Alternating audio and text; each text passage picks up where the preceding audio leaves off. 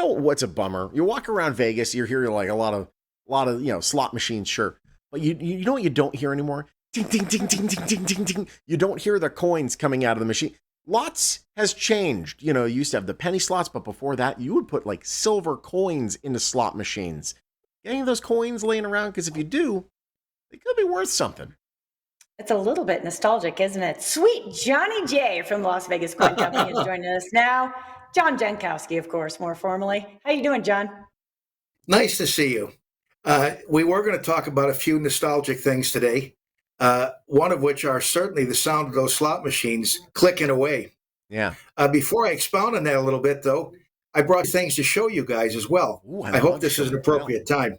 Go ahead. Well, if you're unsure of what to get Junior, circa 1955, you can get him a beer wagon. Okay. This model of a beer wagon is authentically detailed and scaled. My grandfather used to give me a little bit of Schlitz every now and then when I come to the house, just about an ounce when I was 6 years old. And unfortunately for me, I really liked it. Oh boy, yeah. See that now? Yeah. Now you're starting to understand why Americans have had so many problems. It's I think even when the kids when they were teething, some of the parents would put put a little bit of rum on the kids or whatever it is on their gums. Half our family did that all the time. That was like Lithuanian or Polish cough syrup.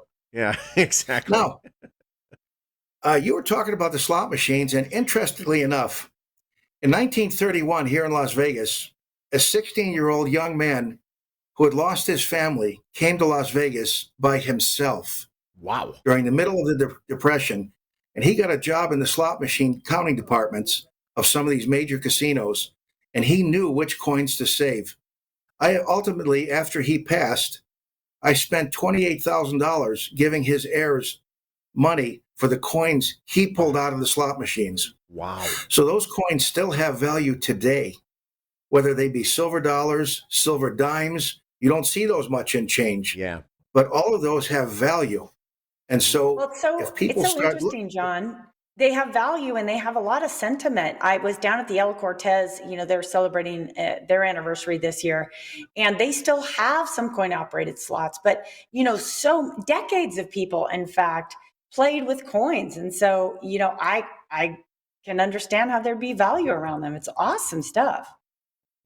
We're all about nostalgia and of course the modern era here too. People who wish to protect their assets with silver and gold. And of course, we just bought 2 slot machines that were played by Liberace at the El Cortez, as a matter of fact. Wow. And so funny, we just took delivery of them a few days ago. And they're here in our shop. Man, there's a story behind absolutely everything. The silver quarters as well. You can occasionally, and you'll see some people will do this, they will buy rolls of quarters, like just tons of them, and they'll rip them open, and then they'll start to check the dates or see if there's any little special things about these quarters. And if they can't find anything, then who cares? You lost literally no money. It's all right there. But if you find something special, you actually could make money on buying money. Very interesting.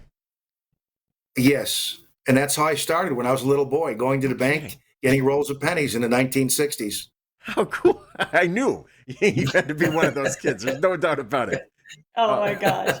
John, we want to remind people that they can walk into your shop. I know that I walk into your shop rather frequently. By the way, my husband still loves his cufflinks that I purchased there. So keep your eye out for cool original cufflinks for me. Where are you located? We are at 9555 Southeastern. That's the west side of the street in Las Vegas. Yeah, and it's right there at the Henderson Las Vegas border, right across the street from you got the restaurants there and stuff like that. And if really quick before we go, because I know that obviously since you were like a little tiny little baby, you were a coin fan. We got kids. We want to get them into maybe collecting coins or stamps. How do you start? What's a good way to start?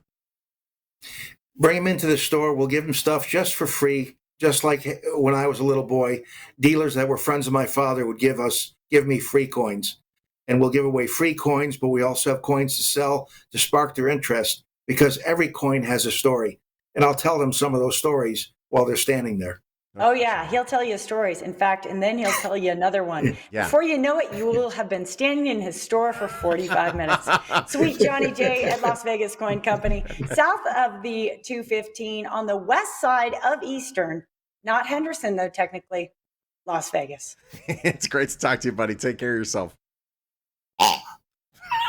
See you later. Ah! LasVegasCoinCompany.com if you want to learn more. Go check them out.